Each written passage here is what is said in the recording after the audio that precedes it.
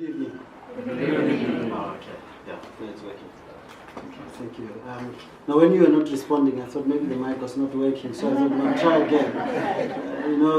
For us, tonight is pretty special because when you celebrate 10 years of changing lives, it's not child's play. And when you then calling back people who helped you make that dream possible, is even bigger for us because some of you traveled this journey with us from the time that Mandela started making the calls for schools to make sure that literacy and education is taken seriously in rural settings.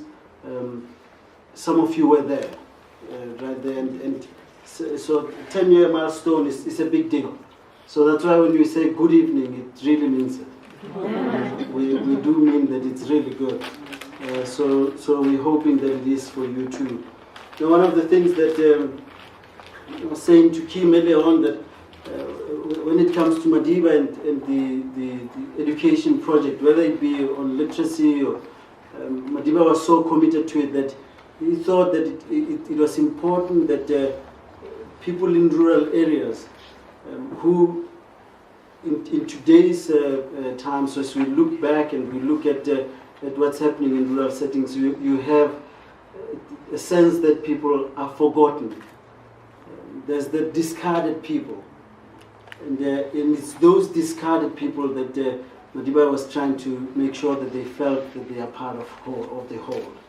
And I think for us, we're saying tonight, if you can help us continue that dream, legacies are made possible because those who create them pass on, but they then leave us with the responsibility to grow it further. I told this story earlier on. Some of you would know that I climbed Kilimanjaro recently, and during the climb, after summiting, I took out my phone because there's no network. So having been successful, I then started writing an SMS. Because you write an SMS with the hope that as you go down, it will find the network at whichever point and it will be fired off.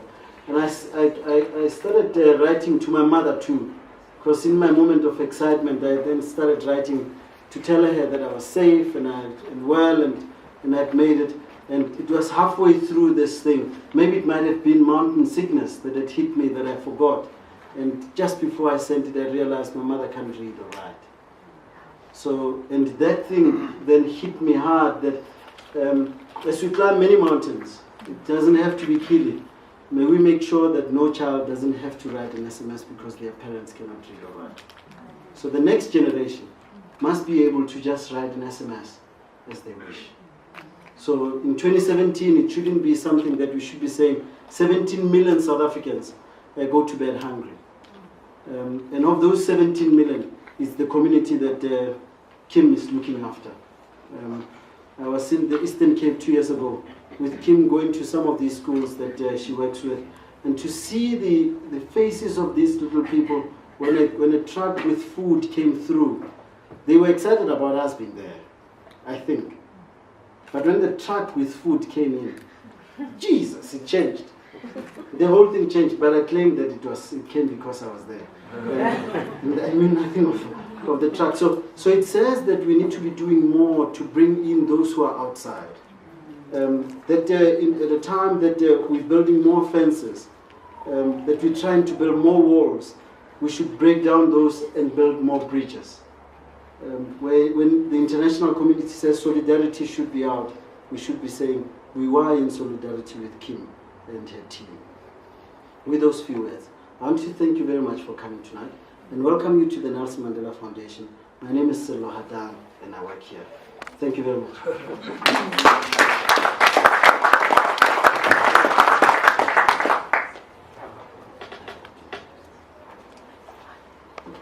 Good evening, everyone. Thank you, Sello, for welcoming us in your home.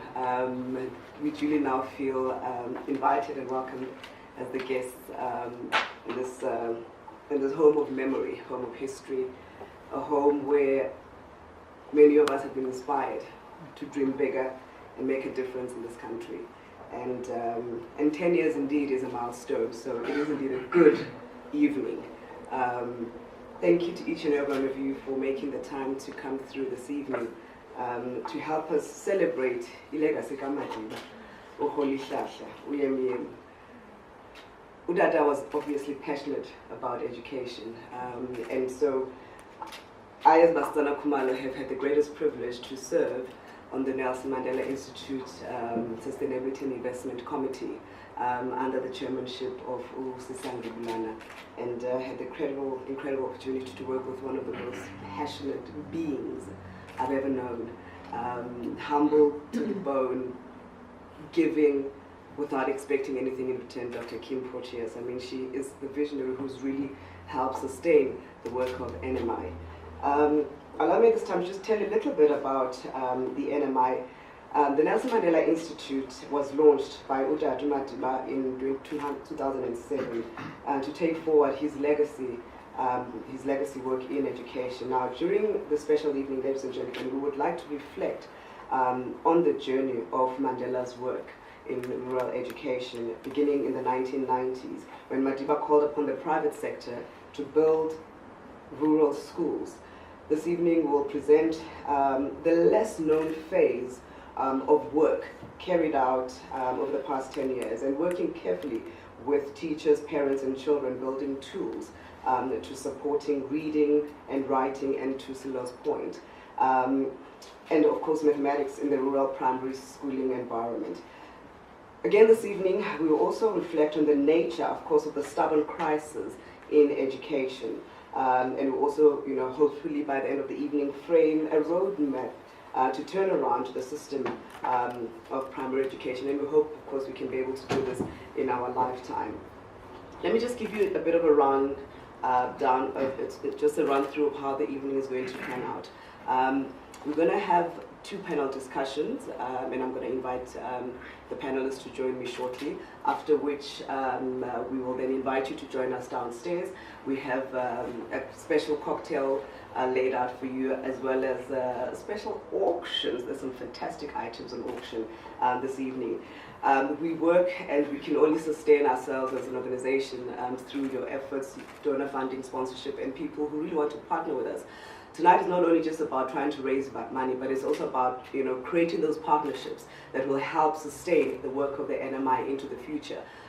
It's one thing to invite people. There's no such thing as a free dinner or all that, but be that as it may, we would also want to continue this partnership that Madiba had already built so many years ago with many of you. And with that said, I actually want to acknowledge some of the partners that are here this evening. There are 5 people who have been, part of Dada's initial Mandela Building School program, and we'd like to acknowledge their presence this evening and to really indeed celebrate your contribution. Anglo Ashanti Gold, Mercedes-Benz, Nedbank, and Transnet. We also want to pay special tribute to the Xenex Foundation. Now, the Xenex Foundation was a part of the Mandela Building program in the 1990s, and is also an important funder of the work of the NMI. And there are many other people I will continue to acknowledge as the evening progresses. I see Usis Bongile is here, Usis Eleanor is here, and many wonderful people who really have supported the work of the NMI. And of course, with the NMF being the mother body, who under the leadership of Silo, we thank you, Julie, for always being there, ready and willing and able to help us take the work of the NMI forward. With that said, ladies and gentlemen, let me invite to the stage the following panelists. Please help me welcome our CEO, our NMF, Silo. Please join us. May I also invite Ms. Magano Morejele, Board of Trustee, member of NMI, as well as may I invite Uprof Mvuyo Tom, the Deputy Chairperson, also Board of Trustee of NMI. Our previous Vice Chancellor, Yasser Forte.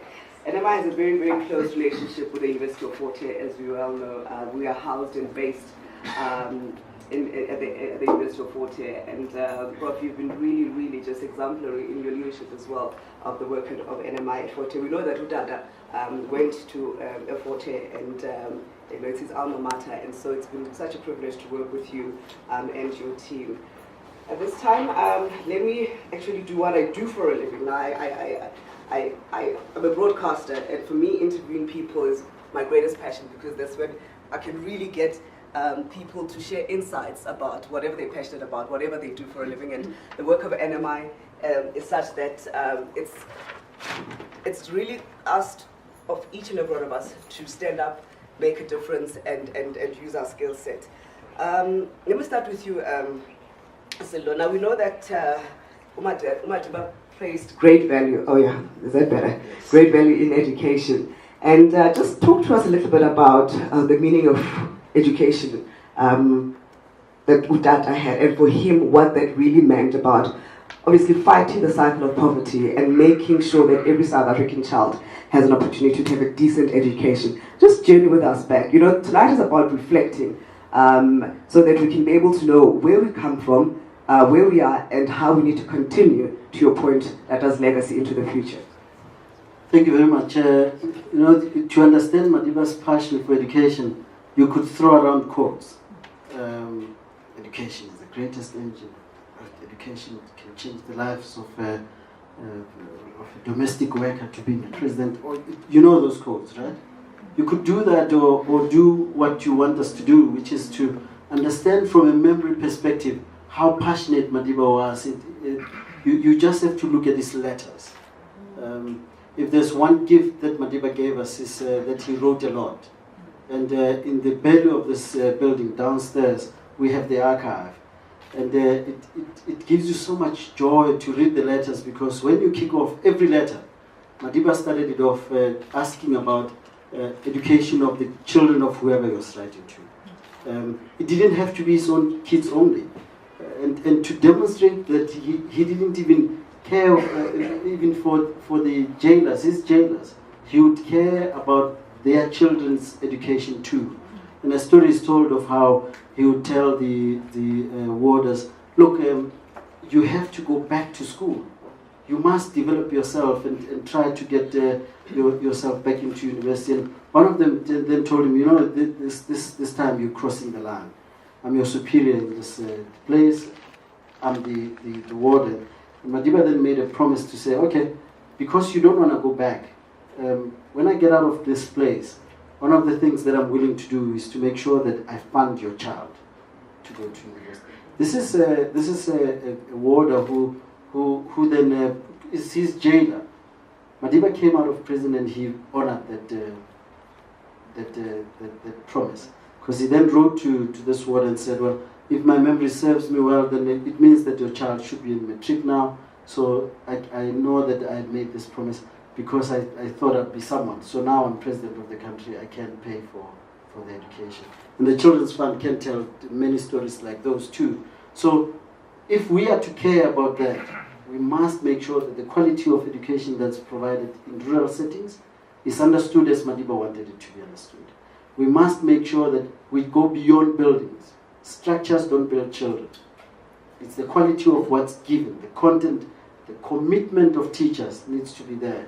Before we can begin to do Mandela Day 67 minutes, first walk the first mile of just teaching. Do that just teaching.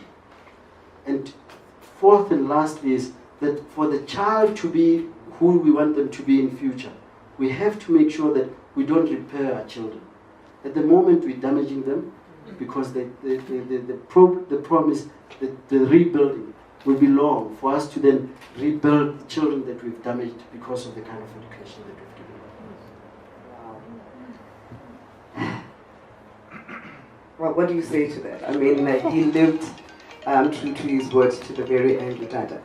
Makono, let's talk about the fact that you've been involved with the NMI from inception, and maybe talk through to us about just the journey leading up to the founding of NMI.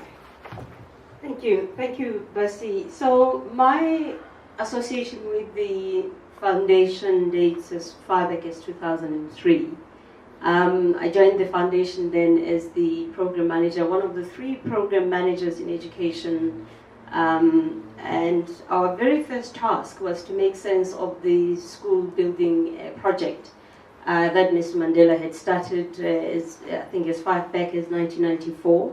So the task was determine how many schools Mr. Mandela had built, where are they, who has funded them, and do an indicative analysis of the state of functionality of those schools.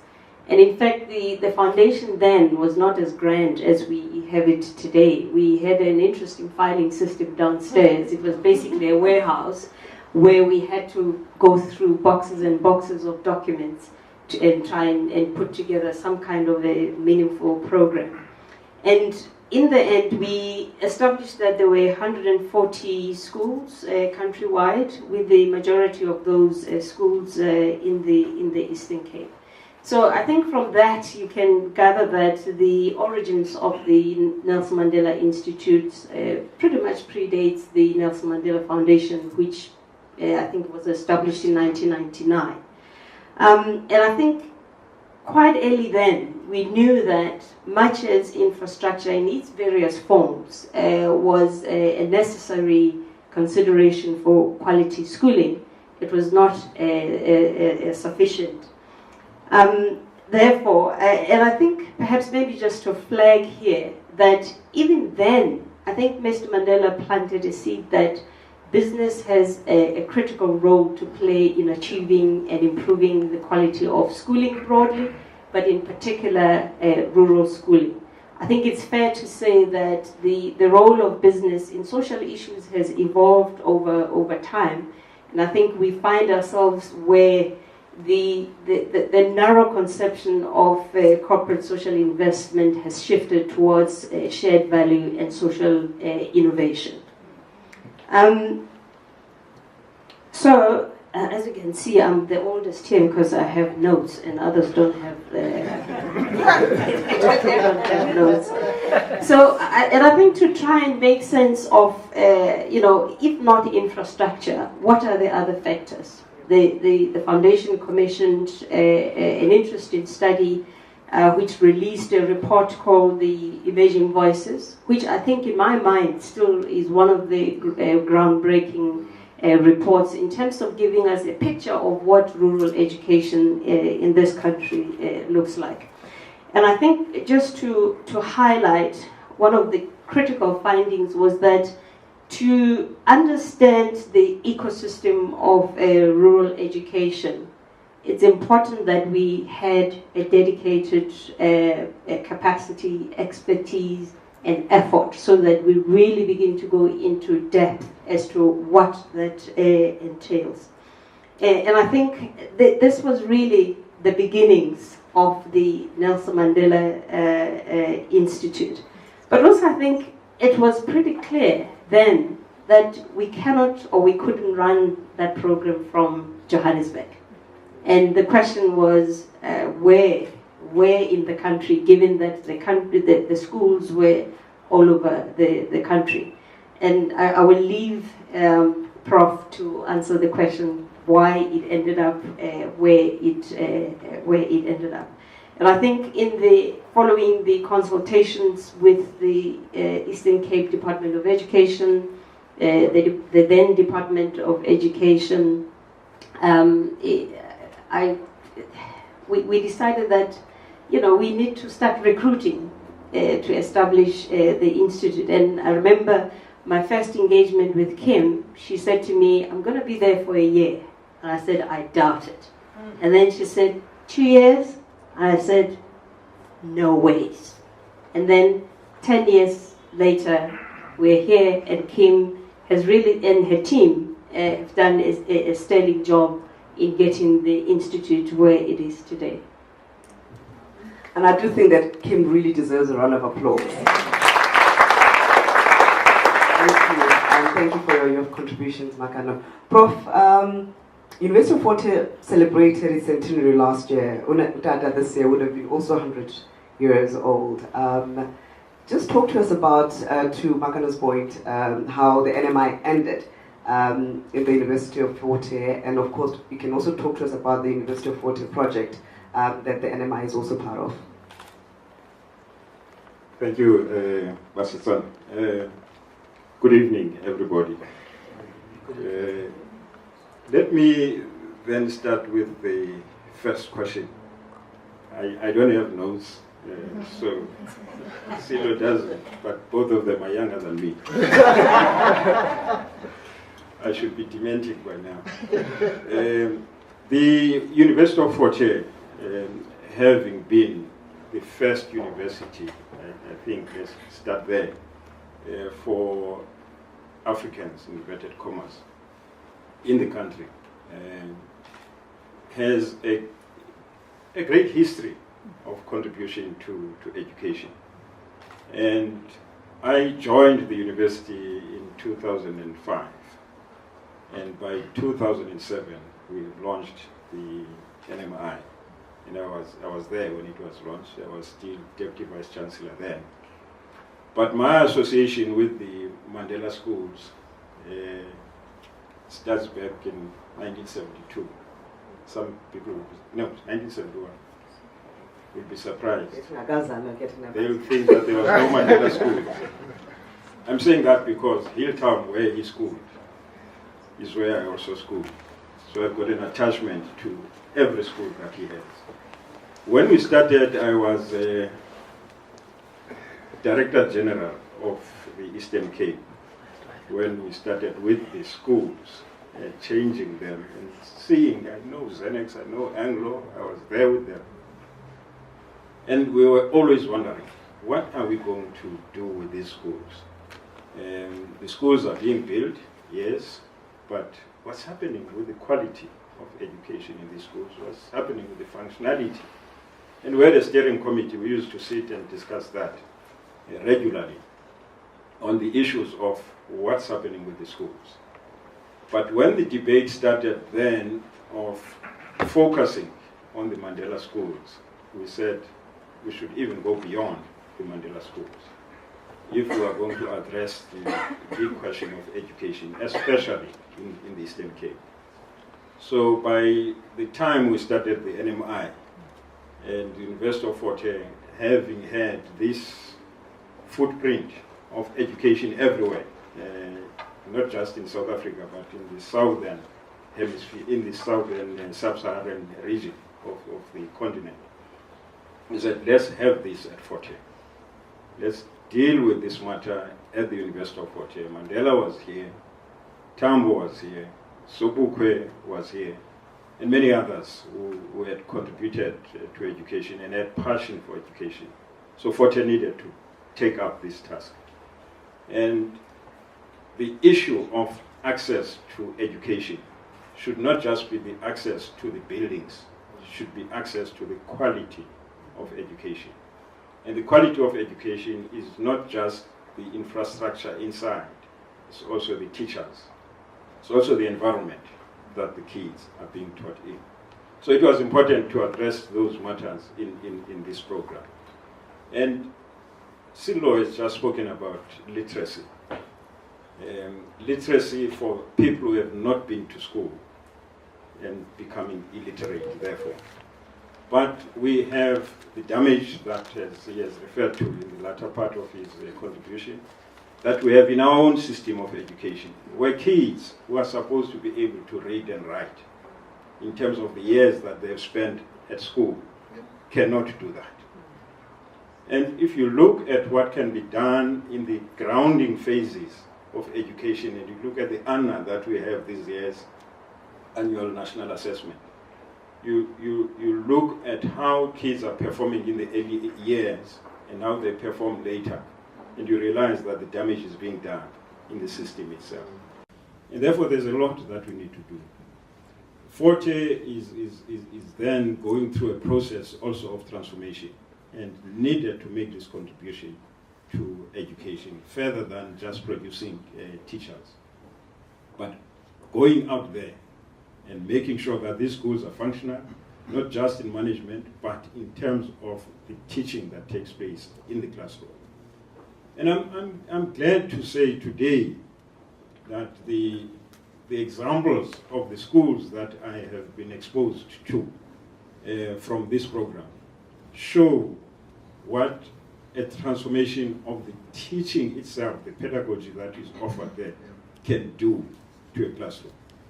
And the magic classrooms that Brian is here, Ramadiro, and Kim has been able to produce, those magic classrooms are an environment where the kids are enjoying being in a classroom.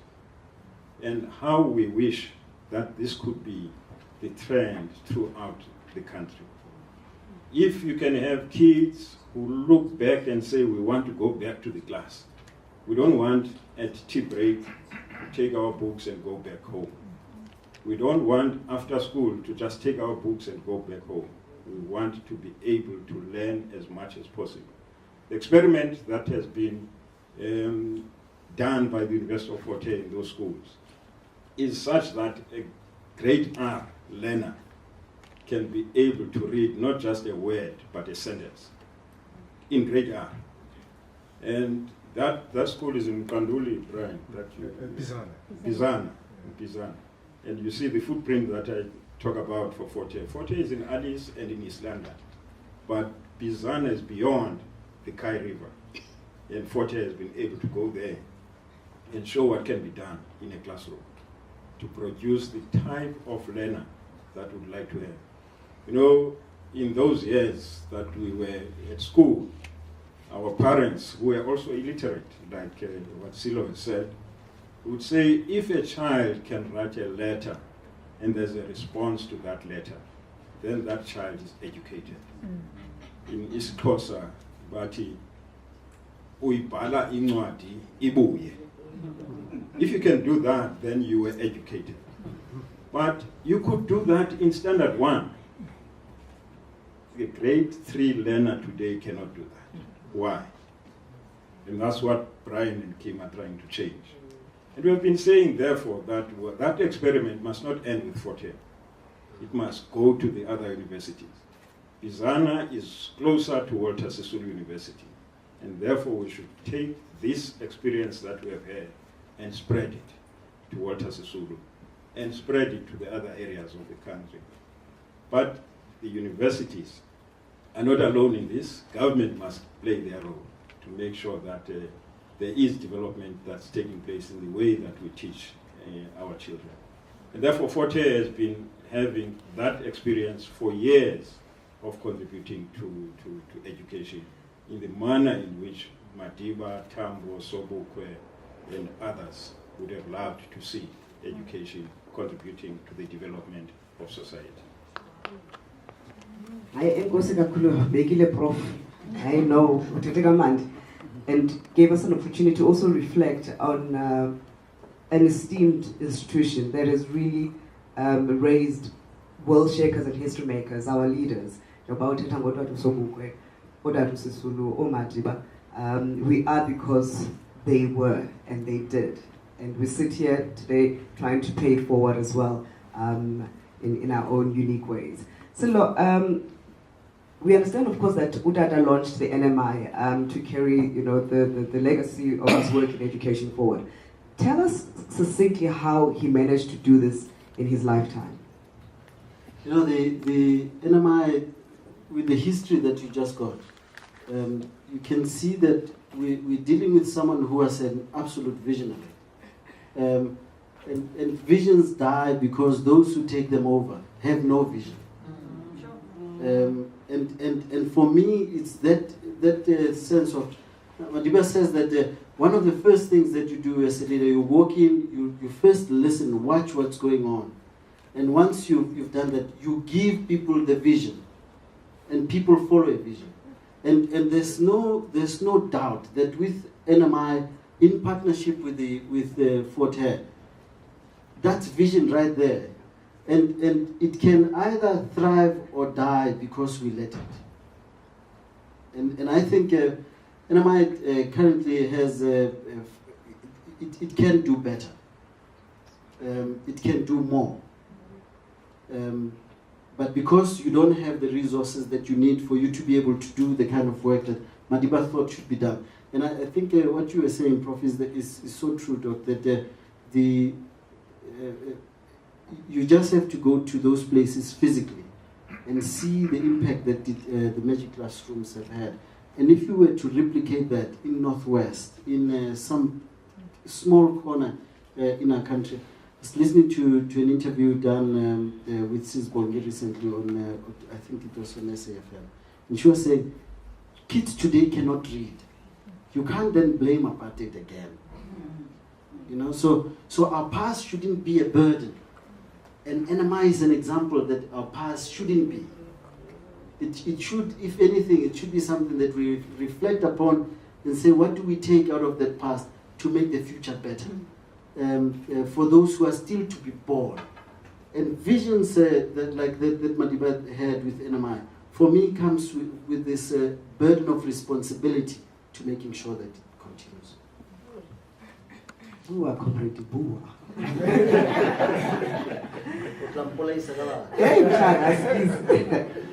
Magana, just tell us about the partnerships and the big ideas on which the NMI was founded. I think some of the points have already been covered, but just to underscore the fact that when you had the Eastern Cape Department of Education, the NMF, and the University of Fort Hare, in that partnership, we were able to do a number of things. One was to really make sure that we bring the work closest to where the schools are. And as I said, the report released, which really put the voices of these communities and the schools and the children right at the center. It was important then that the department was involved. But also from the university side, I think to inject academic rigor as well in the work that the Institute was doing. I do want to add that even though at the time business was involved, but I do want to repeat the point that this whole notion of business rethinking their practices and services such that they are used to promote social and economic transformation is something that we have to critically factor into this work, so that it's not so much about just making property, but it's business beginning to see itself as an integral part of the society, and therefore the way it's measured, it's how it's in the way that it's able to influence social and economic change in the areas where they operate. I couldn't agree with you more there, Makano. Prof, I just want to pick up on your point that you highlighted earlier on about this model, the magic classrooms, for example, how it can be magnified, it can be scaled up, it can really be transposed to other institutes of higher learning. How can we approach them? You know, what thoughts have you got in mind to be able to make sure that across the length and breadth of the country, institutes of higher learning, universities also see a role that they can play and be able to adopt this methodology? Thanks. You know, the students themselves now are leading some of the campaigns that we have in the country about the transformation of higher education. This transformation of higher education is not just the numbers of black people that are there, the numbers of black students that are there, but it's also the content of what we teach, what's happening in the classroom, and what's happening in the children's minds as early as possible. You know, the University of Fort Hare, with this transformation process, with the drive by the students on decolonization, we can start there and say, if we've got to decolonize our system, we also have to decolonize the way we teach in the classroom. We have to change our approach to teaching. And that's part of the students' drive, curriculum change, the approach to education, and what's happening in that classroom. So the magic classrooms, and let me just start off with this one. When we say that changes must happen in education, universities normally blame the basic education and say there's a problem there. That's why we are unable to have throughput rates that are high. The throughput rates are affected by what we get from basic education. My argument to my own academics at Fort Hare was, who produces those educators? We do. So if we don't produce educators who are going to be as transformative as people like Brian and Kim, then we're not going to change the system of education. So we must take this now to the education departments and also take it to the meetings that higher education has. Higher education has got USAF, which is the Universities of South Africa, formation of vice chancellors, governance structures. And then within it, there are substructures for best practice that needs to be looked at. And then we can look at what the deans of education are doing in the various universities. Negotiate with them, show them some of this teaching. Unfortunately, my team has not been, and Professor Mhlungu's team has not been writing these as frequently as possible so that it can spread out there and show what is actually happening with these schools that we have taken up. But I think they are now making that try to make sure that the universities around us share this experience in many forums that we can use. Next week there's a symposium or a mini conference at Fort Hare, which is going to be talking about this and showcasing what's happening within the NMI schools. So in that way, we'll be able to share. Let's produce those particular educators that will be able to change the way teaching is done in schools. And let's also introduce the bilingual approach, or the mother tongue teaching, that should be able to teach the children properly with concepts that they understand fully. And Fort Hare is now having a B.Ed approved by the CHE, which is a bilingual B.Ed. So that's going to be one of the ways in which we can share with other universities how to change the way of teaching. Thank you for your contribution and your input. And actually, it's the perfect point for us to, invite you to cast your eyes upon the screen to really give you a good sense of what is really happening on the ground in the Eastern Cape. I'll thank you, my panelists, so that we can also be able to share that video with us. May I ask the AV guys to just drop down the screens? And it's a 4-minute, very quick, but it gives you a good sense of what the NMI is doing on the ground.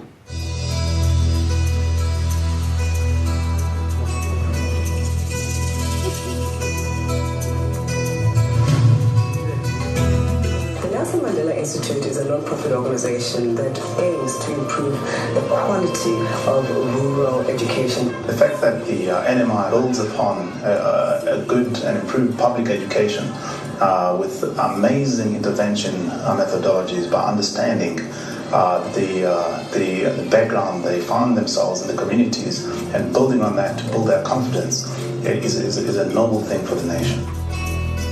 The reason why rural schools are on their knees. The problem behind the problem is that, in fact, curriculum and teacher training is not well calibrated to, one, an understanding of the language resources of our children and our teachers, and two, a deep understanding of the context of rural classrooms. We worked from 2009 until today to build, not by replacing teachers, but by working with teachers in psycho-curriculum development and training to understand what are the best tools, methods, and systems to get classrooms to work in these contexts. The objective of the Institute is to develop the curriculum that will work for Xhosa-speaking children, especially foundation phase. Umama ubhuti ubutyela incwadi. Umntana usongedla ngaphezulu. Unelungelo lokuthi hayi latsho ipolisi. It was hard to read.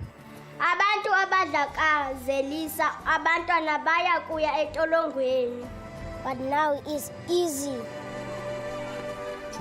Our method essentially involves spending a lot of time in schools, studying classrooms, co-teaching with teachers, and then working with teachers to develop materials together based on what we've learned and discussed together with them. I love reading. The learners know how to write, they know how to read. and then reading some bombastic words which we were not actually able to read during our own school lifetime.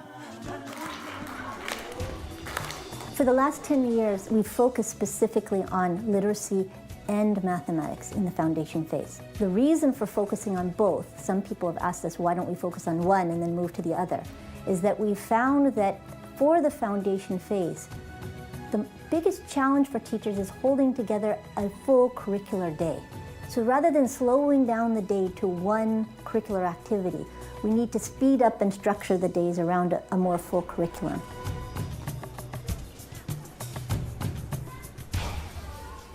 There can be no contentment for any of us when there are children, millions of children, who do not receive an education that provides them with dignity and honor and allows them to live their lives with full.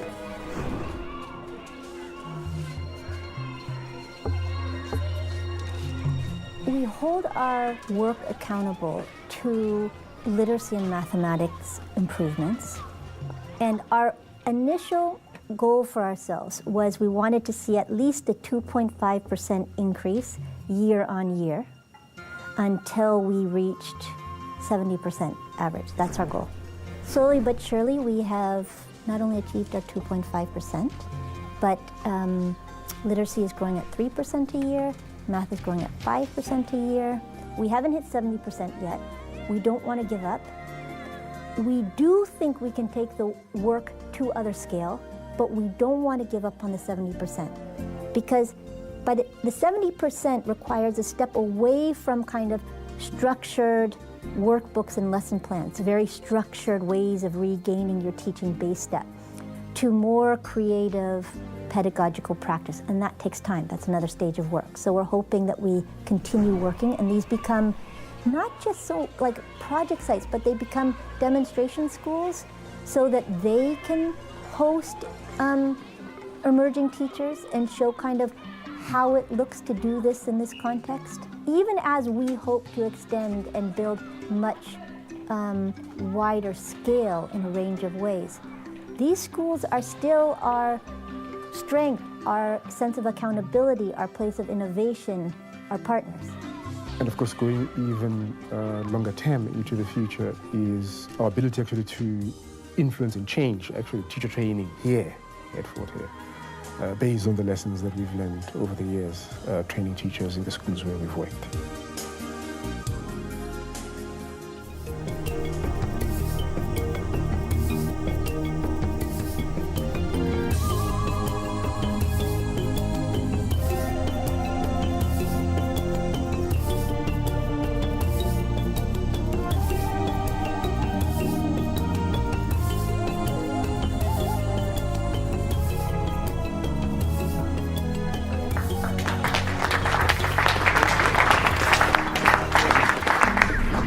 The work of the NMI. Brian and Kim, you're amazing, you really are. At this time, do allow me to just also acknowledge the Department of Basic Education, the National Department of Education in the Eastern Cape Provincial Education Department, where also our founding partners, and they also sit on the Board of Trustees of NMI. The Deputy Minister of Basic Education, Mr. Basetsana, sent his apologies that he could not be able to join us this evening. Let me also acknowledge Prof. Sakela Buhlunga. He just managed to land and speedily made his way through, current Chancellor at Fort Hare. I did say earlier on that Usisibongile Mkhabela is here. Let me acknowledge you of the work that you do with the Nelson Mandela Children's Fund, and of course the Nelson Mandela Children's Hospital, one of its kind in the world. And we commend you and your team for the great work that you are doing. I'm going to keep it moving so that we can be able to wrap up. We know that tomorrow is still a work day. Let me invite now our second panel. Kim and Brian, would you join me on stage? And then just to give a sense of what we're going to do after that, we're just going to give a special award to a special individual who's so deserving of it. And Mama Elena Sisulu will help us give that award and recognition to this particular individual, upon which then we'll invite you downstairs for the cocktail party and of course the auction. We require about 10 million rands per annum to run NMI, and we're really hoping to at least even raise 20% of it this evening, and if we can, then we won't bother you for the rest of the year. And more importantly is that we also have pledge forms. Please do fill them in. Even if you don't fill it in and you've got zero, we still need them back. Please help us with that. And when you go downstairs as well, there's a special table. You will see we're really trying to capture some of the memories. Zigamati, Bautata, when he started this campaign of going asking corporate South Africa to build schools, he was basically just on the run, and many of people had to just keep up with him. So a lot of the memories have not been captured. Zelda, bless her heart, and she also wanted to be here, but she's overseas. She could not be here with us this evening. Had to just literally run after Dada, trying to capture the memories. So if you know somebody who partnered with Dada's vision from its inception, or a company, because we're really trying to collate all of that information on all those individual companies so that we can go back and say thank you. We want you to do that and to continue to form those partnerships going forward and make sure that Legacy Dada does live on. At this time, Kim and Brian, do join me, and then we'll be able to wrap it up. So I'm really trying to move the program along so that at least by about 9:15, we all bid each other adieu and go home. All right. Two of my favorite people who work hard. This is Kim, that Makan was saying that she says, oh, I'll give it a year, and 10 years later she's still here, contributing and making a difference in our country. Kim, many of us are concerned about the challenges, of course, in basic education. Now, how can we better understand the problem? And how does the work of the NMI approach the problem behind the problem? Thanks, Basi. I suppose when I think about this question, I think a lot back to kind of the promise of 1994. And I think at that time, none of us underestimated, or maybe we did underestimate, but none of us thought that the legacy of the past was going to be an easy thing to undo. I think everybody knew it was a heavy legacy, but I think most of us had a kind of a gut trust that public education would be a vehicle through which, little by little, our children would slowly but surely be able to recreate a world that is different from the one that we were born into. I think that was just a sense of that day. And I think that, perhaps we didn't understand how difficult it was, but I think when you look at the patterns of education now, I think people would be, particularly in Joburg, would be surprised when they saw kind of the patterns, for example, of reading scores across the nation, and looked at I like graphs, I like numbers. My dad was a mathematician, so, but this curve is kind of a haunting curve, and the curve is basically that almost 80% of our system in terms of reading scores at grade 4 is flat, and what that means is that even when you consider socioeconomic differences between children, that children are having an equal chance of basically failing to read by grade 4 in 70% of our schools. So it's only the children who participate in essence, in middle class kind of Model C schools that actually have a chance to learn how to read effectively by grade 4. And for those of you who don't know education very much, if you don't learn how to read to a certain level of comfort by grade 4, it's almost impossible to turn that around after that. And I think a lot of people become frustrated at this kind of the painful inequality that we see in our society and reproduces in a myriad of forms. But I think unless we get it there, kind of at the explosive moment when our children are able to absorb so much and the investments become so explosive, we're actually never going to be able to turn it around later. And you asked us how the NMI approaches it. I think most people approach it by getting frustrated at the department and frustrated at teachers in poor schools. And I think we approach it slightly differently. After having spent a lot of time sweating it out in rural areas, I think we're convinced that the curriculum and teacher training is not yet well written in order to win in the context of rural schools. And that in fact, the work of the NMI, and we'll not be able to talk about it in detail, is about how do we make sure that we dig new trenches and give teachers the kind of materials that work for the children in their context so that they can enjoy the explosive moments of learning, which actually cycles up a system over time. Thanks. Brian, can you just briefly describe the work of the organization and in particular the Magic Classroom Collective? Yeah. Yes, very briefly. What it is essentially, I mean, it's... Okay, let me just go slightly back. In 2009, well, you know, like most teacher training institutions, we started actually training teachers on, you know, various aspects of how to improve mathematics, literacy, training, and so on. And they were coming to our workshops, teachers, and they were enjoying our workshops, in fact. So at the end of the workshops, they'll say, "Oh, this is fantastic, you know, this is great, we've learned a lot," and so on, you know. But each time we went back to their classrooms, nothing was changing, you know. So over time, I think we got to a point, because we worked with them over time, we got to a point where, you know, they were able to talk to us and tell us that, well, look guys, you know, a lot of the stuff that you tell us, perhaps it can work in your school, but not with my children, you know. And I think that was kind of the big moment, I think, for us, you know, that then we sort of rethought basically everything actually about what we knew about teaching and learning and training teachers. And so the first thing that we did, actually I took a year off and went to teach in one of our schools. You'll see downstairs, I think some pictures are there. So I took a year, and I was Miss Bride for 1 year in a school in Mandela. I taught grade 3. Okay. And then we tried to figure out whether can I teach in this kind of, and be successful in this kind of setting, you know. And basically then the whole philosophy then of how we work with teachers is sort of based on that. That we've, basically, we don't give any advice that we've never tried ourselves. So the workbooks that the tools that we developed, the workbooks, the materials, the way we train teachers, but we think also about detail of everything. You know, where do you put the pencils? Where are you going to put the charts? Where are you going to, you know, in the classroom where, you know, walls like charts actually fall down because nothing can stick on these walls. You know, so like you have to think about every single thing in detail.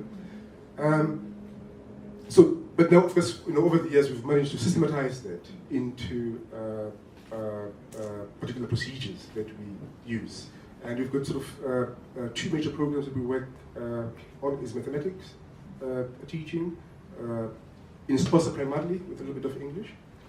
And then we've got a Xhosa home language program.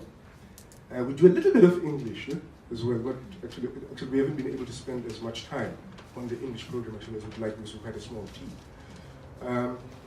And we meet with teachers 4 times a year for training at a central venue at the Kunu Youth Museum.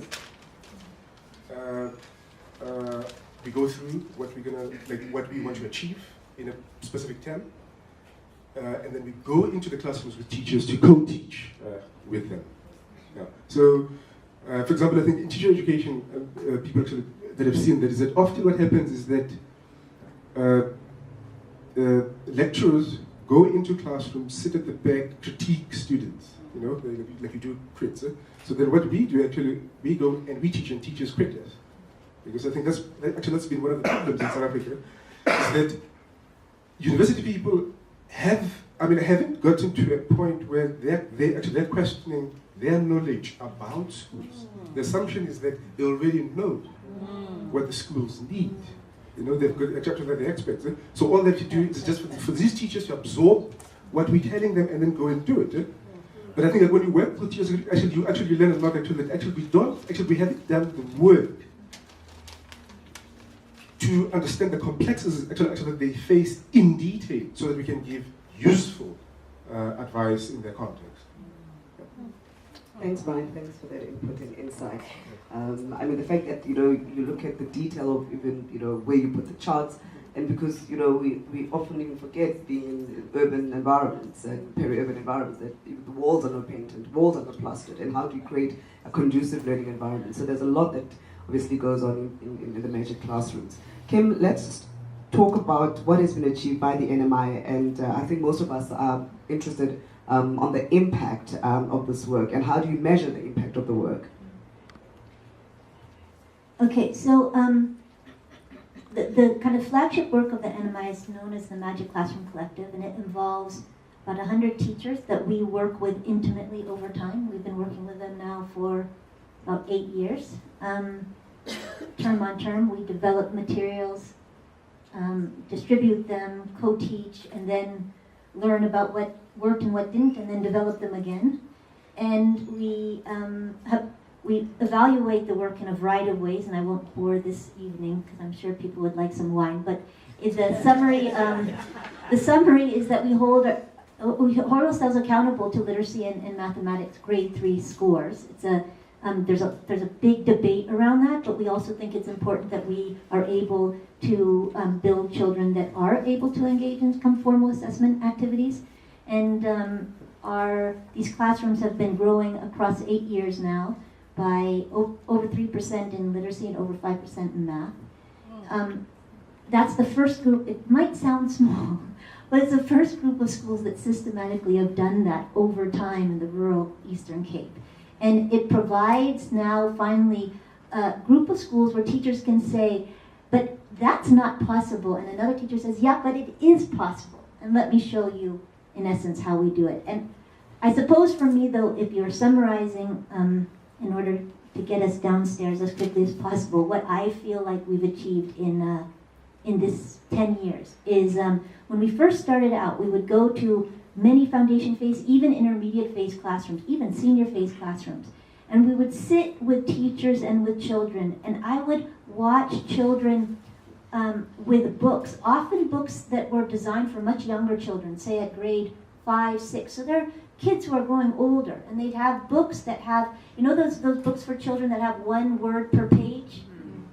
And they would be reading through their reading, decoding skills and strategies were so weak that it was just painful to watch them sound out each letter as 10, 12, 14-year-olds. And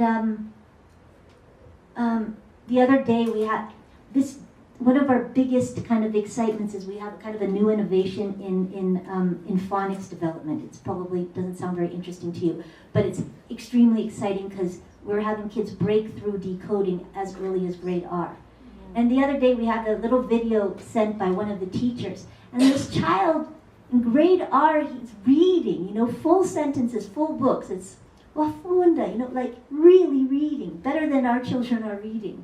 And if we can get them reading at grade R, then they become meaningful readers by grade 3. Then the whole system of South Africa opens up. So I suppose that's what I feel like we've been doing. Great job and a formidable work, commendable work indeed. Brian, we're here obviously to build and to extend partnerships so that we can grow the work of the NMI. What would those partnerships help us achieve in essence? Okay. We've worked with a group of, what was this, how many schools? 16 about it.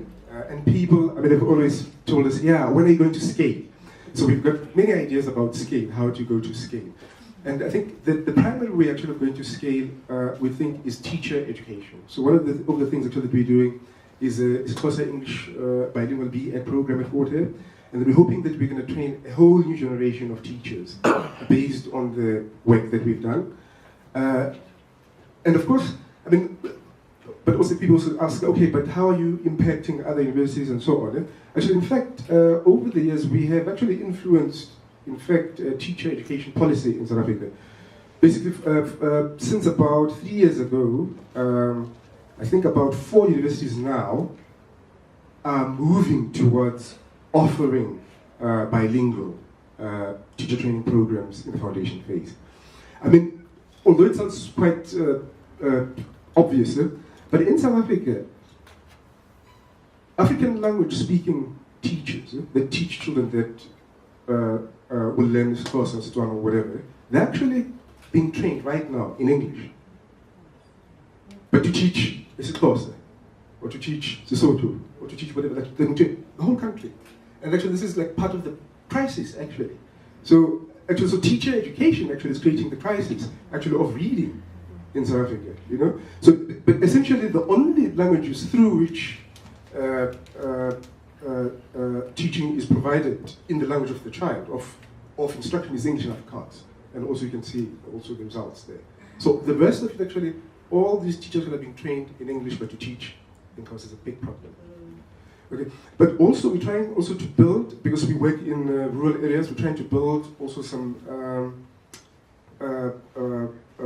mixed mode teacher training programs. So sort of online, combined with face-to-face contact, teacher development programs for teachers that are serving. Yeah? Because I think over and over, we've been told actually that one of the biggest problems actually is that teachers in South Africa are not able actually to teach reading effectively. So what we need is ongoing professional teacher development to teach reading. Thanks, Brian. Just to close in quickly, Kim, just the plans for the next 10 years, then I'll let you guys go. Well, we have lots of plans, so that's why we're here, hoping that we can get some partners to run with us. But I think the two biggest plans are we're creating the Nelson Mandela Institute of Teacher Training, that would be kind of a center of excellence for bilingual teacher education, particularly in the foundation phase, but moving into the intermediate phase. And then secondly, we're trying to take the tools that we've been building, books, workbooks, teacher training methods, to actually take them to pilot at larger scale, particularly in the Eastern Cape. All right, thank you guys. Please give Kim and Dan a round of applause. Thank you. Okay, moving right along. The work of the NMI would not have been possible, to have reached a milestone of a decade had it been for individuals who truly believed in the vision of the NMI and really contributed, on personal levels to make sure that we continue to impact, our children's lives in the country. And so we decided then to launch what we call the Mandela Platinum Funders in Education Award. Really, this is just to celebrate individuals and acknowledge each and every one of those individuals. And we only have one founding member, so I hope by the end of the evening, even if we've got two, we'll be doing well. Anybody who's contributed to the tune of R1 million and over then becomes part of the Mandela Platinum Funders in Education. And this evening we would like to acknowledge our founding member, who also just happens to be the chair of the CIS, the Sustainability and Investment Committee, Usisa Ngebulana. But to do justice to actually acknowledge and give this award to Usisa, please help me to welcome Usisa Elona Susulu. Usisa Elona is a close partner of the NMI. She's a champion of children's literacy and work done to support children to read widely and with confidence. She's the chairperson of the Puku Foundation and an important and vibrant partner of the NMI, advocating for publication of children's literature in all South African languages. So Zelena, let me hand this one over to you. Thank you very much, and good evening all. And I'll say the famous all protocol observed. It's a great pleasure to be here today. NMI really means a lot to me personally, it has been fascinating to listen to the work that has been done. And I just would like to highlight even more over and above what the panelists have said, the reason why this work is so important. We have some very serious challenges in education in South Africa. Last year, the Minister of Basic Education, in 2013, the Minister of Basic Education reported that South Africa had the highest absenteeism rate of all SADC countries. I've read a comparison somewhere that a Japanese child over a year has about 40 days more of school than a South African child. Last year, the Minister of Higher Education said that damage to infrastructure in fees, as a result of the fees must fall amounted to 600 million. Now we've heard that the budget of NMI is only 10 million a year. So it gives a sense of what has been lost. The World Economic Forum's Global Competitiveness Report for 2015-2016 recorded that out of 100, South Africa ranks 138 out of 140 countries for its quality of overall education, and last for maths and science. South Africa spends more per capita on education than any of the SADC countries and has the poorest outcome. So that's a very somber reflection we can make on the state of education in South Africa. And I do this not because I want to depress all of us and make us have a miserable evening, but I do this to highlight the work of NMI, the value and the importance of this work, and also the value and importance of the people that contribute to it. My first meeting with Kim was really a revelation for me about work that is being done in Eastern Cape. And Eastern Cape is very close to my heart for a variety of reasons. And it's heartbreaking that this area of Southern Africa, which was like at the zenith of educational achievement a couple of generations ago, is now right at the bottom. And I think we realized in NMI, with NMI, that as Puku, we were psychologically and strategically aligned. We had a shared commitment to early childhood development, the need to get kids reading for enjoyment and independently, which is a crucial building block for education. And also the need to reference indigenous languages and storytelling traditions in the education system. And NMI was doing all this with some very, very gifted young people. And if I have one criticism of tonight, is that you didn't bring the poets. Just to give an example, we have a festival in Grahamstown, a storytelling festival, and NMI is our partner. And these young people come with us to schools. And it's just astonishing what they manage to do with the children and how they enthuse the children and leave the place, everyone just kind of big smiles on their faces and having learned through play. So they do really very important work. So I've been passionately invested in this work, and therefore am deeply grateful to anybody who contributes to this cause. And that's why it gives me great pleasure to introduce the chairperson of the Sustainability Committee, Sisa Ngebulana, who hails from the rural Eastern Cape, so he knows exactly the context in which these children are learning. And I have something in common with him, that he points to his grandfather as the most influential person in his life. He's the founder and executive chairperson of the Billion Group, and until recently was the chief executive officer and chairperson of Rebosa's Property Fund. And I admire the fact that he extended his experience in property by selling homes to finance his studies. So maybe he can talk to some of the Fees Must Fall leaders and give them some advice.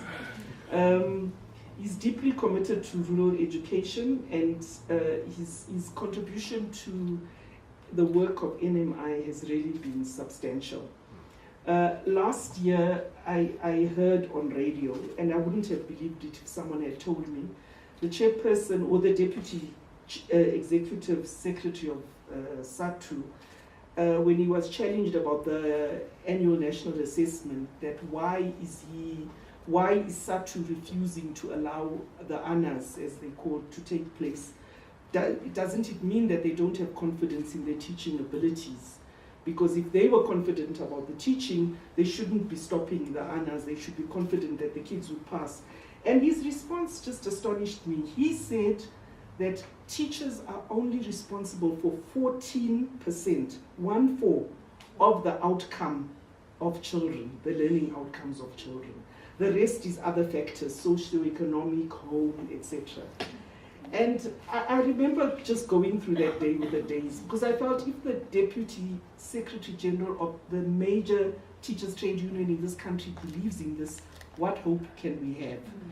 And I think, you know, sometimes you go through these despair and then you come across someone who really inspires you with their work and makes you believe that we can, despite the obstacles, we can overcome this legacy. And you know, everything I've read about Sisa Ngebulana and what I've heard from him is that he is one of those people that can inspire us and make us feel that it's actually possible to overcome this this devastating legacy, and it's possible for us to achieve the full potential of kids in the Eastern Cape. And if we can do it in the Eastern Cape, then certainly we can do it throughout the country. So I think that this goal, and I love the words justice in education, that it is possible to achieve it with such people. And I would really like to congratulate him and thank him most profoundly from the bottom of my heart for the work that he's done.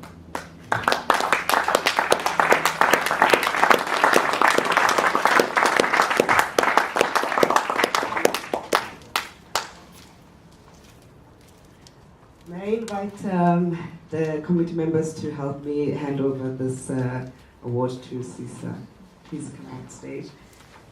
No prof. Zani Betunan. Sisa uyayideserva Betunana lelo. Inzima. Congratulations.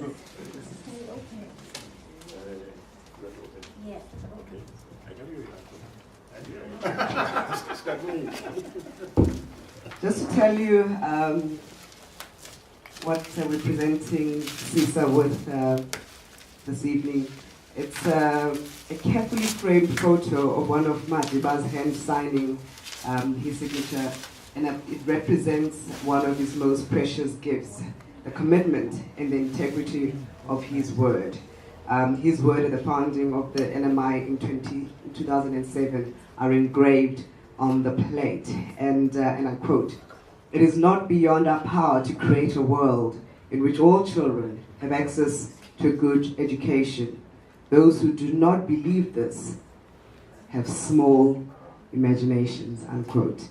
Sisa, thank you for your contribution, and it's a pleasure to present to you this wonderful award as a founding member of the Mandela Platinum Funder in Education. Congratulations.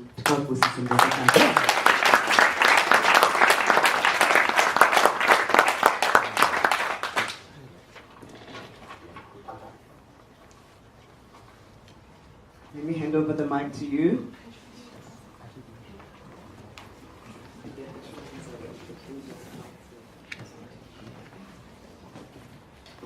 Thanks, Basi, and thanks to everyone. I actually didn't expect to have an award like this, but I appreciate it. And for me, I suppose it's my duty to contribute to something that is worthy like this, for certainly our country. I've prepared something, so let me rather go through my little talk, which I thought I'll share with you. As a private sector leader, I don't believe we'll be able to achieve any of our high goals as a nation unless our children have strong education. The consistent noise around education in our country today and the importance of education worldwide is that investing in education is not just the right thing to do. It is a necessary thing to do, as education doesn't only make lasting difference in children's lives, but it makes an even greater difference to a country and a nation.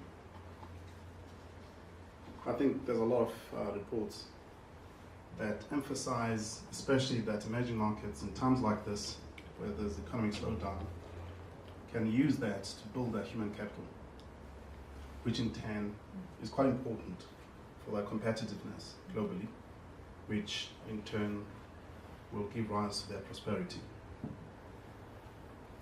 The question that we as leaders and corporates need to ask ourselves is, what are we doing to invest in the education of our country? Some people have said to me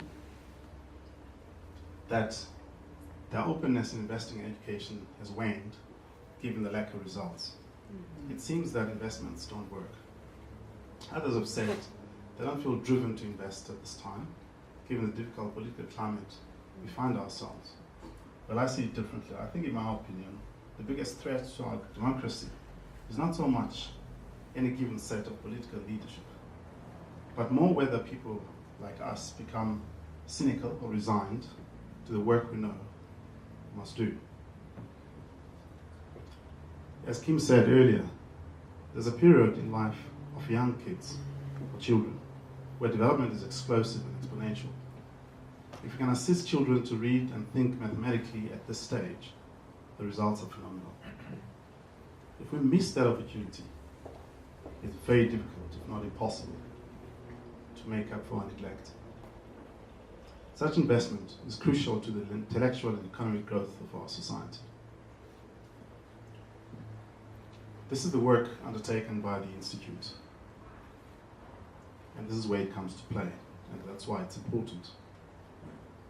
I've been working with the Institute for the last 6 to 7 years, Kim, time we met. I've come to trust their system of management and governance, and I trust that it's a good place to invest in the transformation of our rural education. Rural education is actually quite bad. I think some of us can relate to it, but I think most people in the room perhaps can't relate to it. There was an example made by a prof when you were sitting there of kids seeing a break as time to disappear. I can relate to that. Back, because I was educated in rural schools, where we had teachers who would stand in front of a class and sleep, and all disappear. And when the bell is about to ring, we all come back and sit again, and you'll be woken up by the ring, by the bell, and he leaves. That's the kind of quality you get in these kind of schools.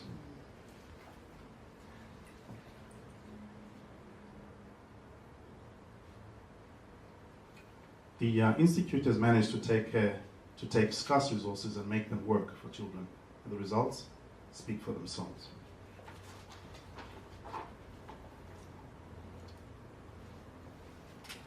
This year, the Institute has shifted its focus and now looks to build new funding partnerships to bring this work to a larger scale.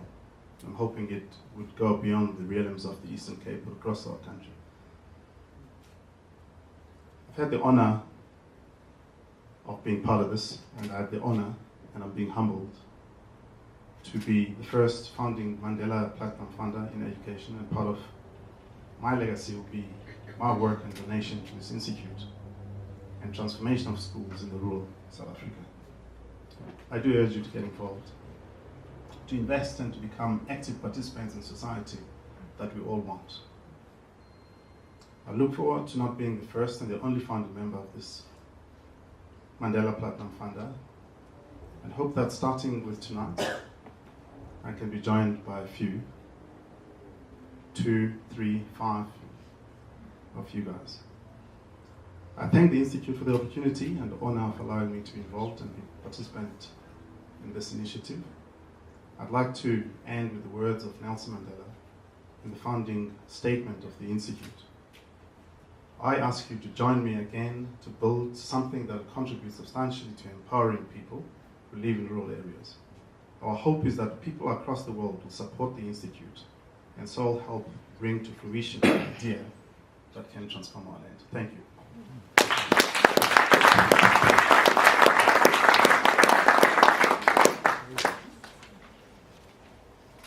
Thank you, Sisa, and well-deserved accolade indeed. Please give him a round of applause, ladies and gentlemen. With that said, before I invite you to join us downstairs for the cocktail and the auction, please don't rush off. We'll keep it short, brief, to the point. May I ask Prof. Sakela Buhlungu, Vice Chancellor waseForteba, azosenzela a vote of thanks, and then after which please do proceed to join us downstairs. Thank you so much, one and all, for making the time to join us this evening and to really honoring our invitation. It is very much appreciated. Thank you.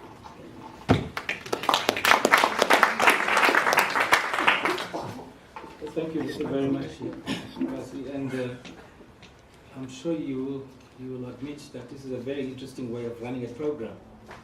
I was supposed to appear up front, and I didn't. And then somebody was supposed to appear now, and I appeared. So it's, so thanks very much, Prof. Tom. I got delayed at the airport. I'm sure it's not because SAA wants to pull out of the Eastern Cape. I've read that. But on to more serious matters. I joined the university earlier this year in Feb, and in my kind of walkabout around the university, I've identified some success stories. And without any hesitation, I count NMI as one of the foremost success stories in the university. It's one of the foremost success stories, and yet if you go there, you will not recognize it because they're kind of sitting in a small section of one building, squashed in a couple of offices, where all this work and all this thinking and all these ideas flow from. They flow from a couple of offices, 3 or 4 maybe. That's all. And so I'm gonna do the reverse. I'm going to thank the staff. I'm going to thank the director, Kim. I'm going to thank the deputy director, Brian, first, before I thank everybody else. Thanks very much, not for the results so much, for the 10 years that you put in, the 10 years of commitment. It's very rare. Commitment is a very rare commodity these days, and we should thank you very much for that.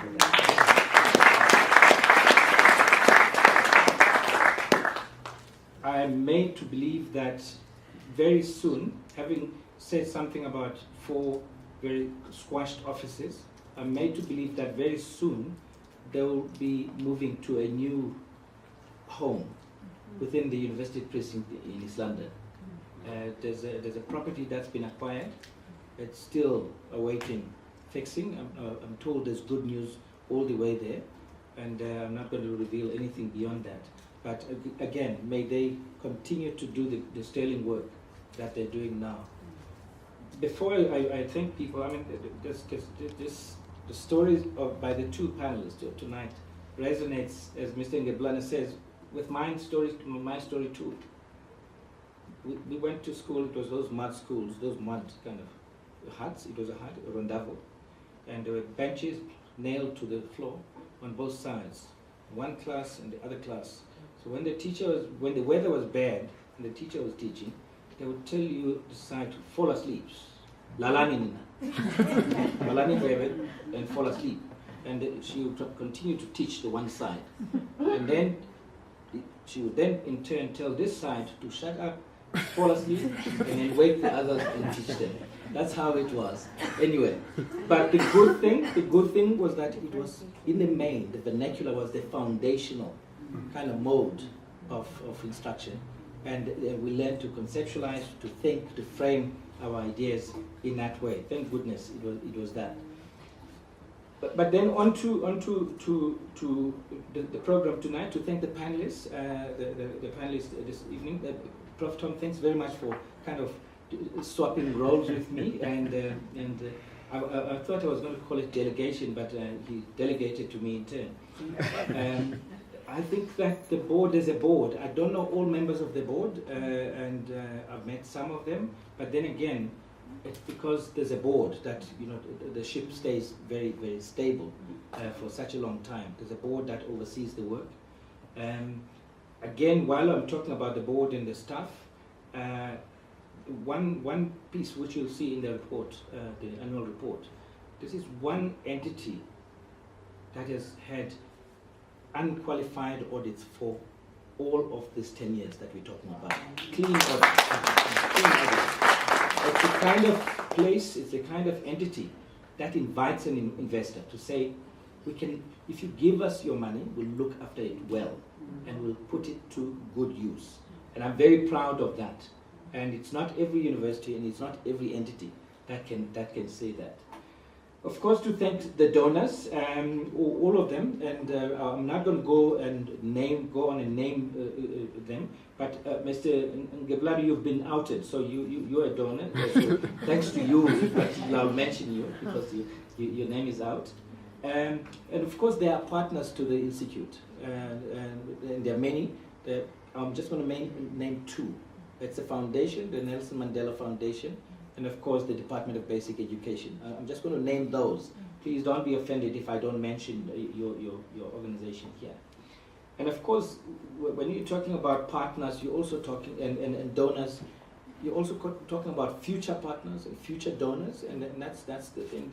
It's going to be a long 10 years, but by all indications, it's also going to be a very successful, very bright 10 years that we're getting into with NMI. And therefore, I'm just going to say, if you're not going to be throwing your money into a bin, if you're throwing it at the institute, you're putting it to very, very good use. And of course, once again, just to go back to the staff, that they're not here, the rest of them are not here. Some of them are not even at Fort Hare. They're out in the field, out in the schools, they're doing that work, leg work that other people don't do. While everybody stays away, while everybody goes on strike, they're putting their heads down and do their work. And finally, to thank the program director, Basi, thanks very much for this. And yes, and the movie was also very nice, and thank you very much.